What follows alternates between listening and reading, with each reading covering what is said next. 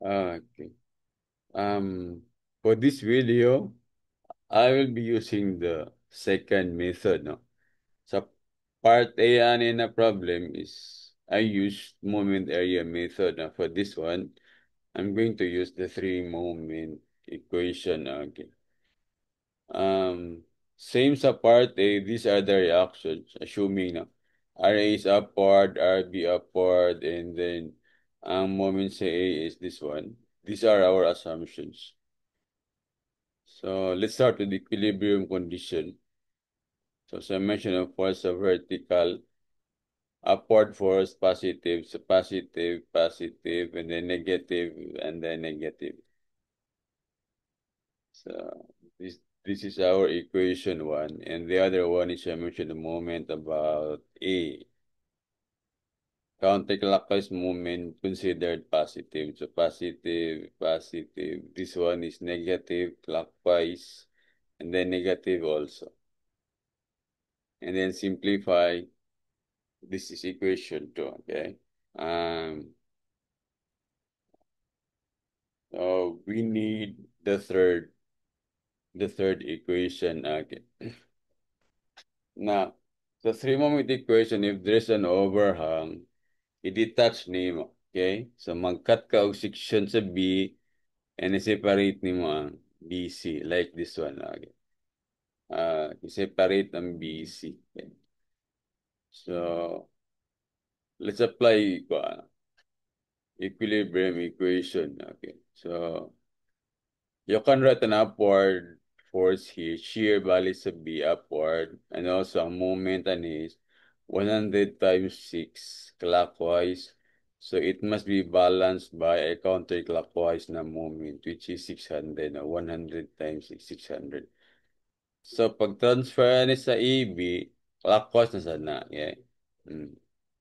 Action reaction man ito. 600 counter, 600 clockwise. So for three-moment equation, i-apply na to sa AB. So we only have 2 points, A and B. So we need another point. And we all know pag fixed ang support, mag-extend ka na. Mag-create ka og imaginary na span. Okay. So let's denote this one as A prime. So ang span A prime A, ang length na is 0 or ang I is infinity. Same lang. Either length equals 0 or I is infinity. So we now have 3 points, A prime, A, and B. So disregard lang ng BC. So ang purpose lang sa BC is para ma-determine ang moment sa B. Okay. Okay. Now the general equation or the three-moment equation, assuming na E and I are constant and also zero settlement of support is this one. Okay. Mm. Ang EB is I lang. This is the equation. General ni.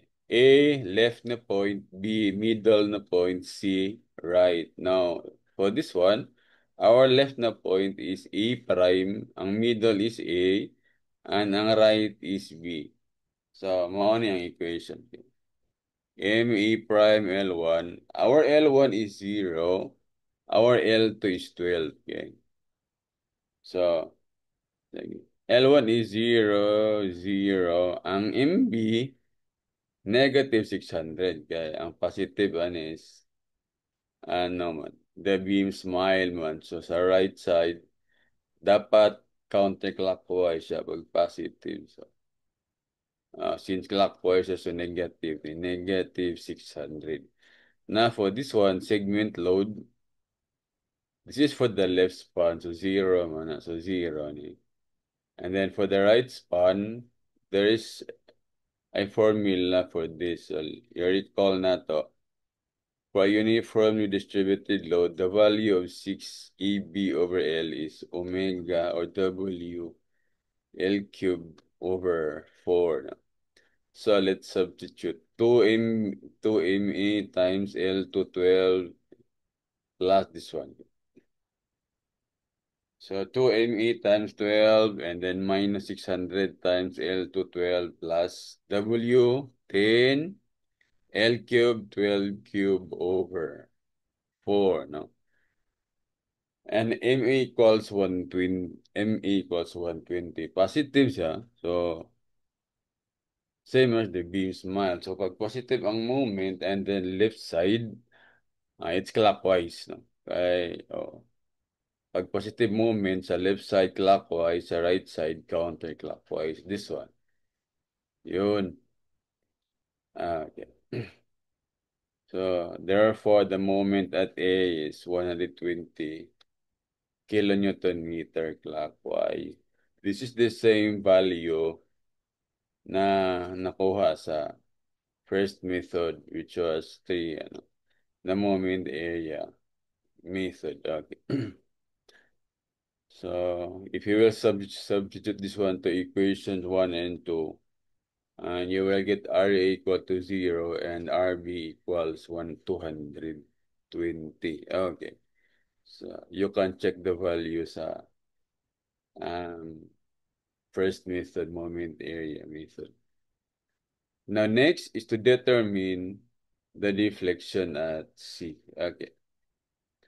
Now, to determine the deflection at C, okay. Okay. 120, no? And then ang sa B, ang moment sa B is negative 600. Now, okay, assuming this is the elastic or uh, deflection sa C, now, we can use points A, B, and C. But we are going to use the formula wherein I is not constant and also uh, so we consider C as a support. So Mosetol, so three moment equation wherein I is not constant and also nice settlement ang support kumbaga. Okay, this is the equation. Okay. So, ang MA natin is positive 120, ang MB is negative 600, and then MC is 0, and then this one is for the left span, and then this one is 0, kaya wala mang segment load. And then na H1 is settlement sa left na support, which is 0, whereas ang H3 is settlement sa right support, which is YC. So, MA is positive 120, MB is negative 600, and then MC 0, and then this one is 0 also, and then H1 is 0, and then ang H3 is YC. And then we'll substitute values. L1 is 12, L2 is 6. Yeah. And then I1 is I2 is 2I. And for 6AA over L1, okay, WL cube over 4 and then over I1, which is 1 naman or I. We have this one, 120 times L, 112 over I plus 2 times MB negative 600, L 112 over I plus 6 over 2I. And then 0, and then this one, WL cube over 4 times I equal to 6E, D0, and YC over, this is L2 lang, L2, L2. Typo error, L2, 6. L2. Okay, so let's simplify. Ma-cancel ng 6. And then, we have this one. 120 times 12 is 1,440. And then, 6 over 2, 3 plus 12, 15 times 2, 30 times 600. You have negative 18,000. And then 10 times 12 cube over 4, it's 4,320. And then combine.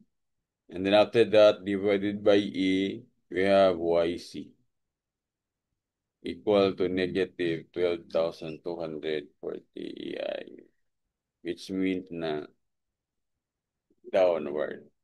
Uh, so This is the same value that we got sa moment area method. So, and if you encounter a problem na na-overhang, inganahan niya ang pag-solve niya. So, to determine the moment sa fixed support, i-cut sa mo, and then you get the moment sa B.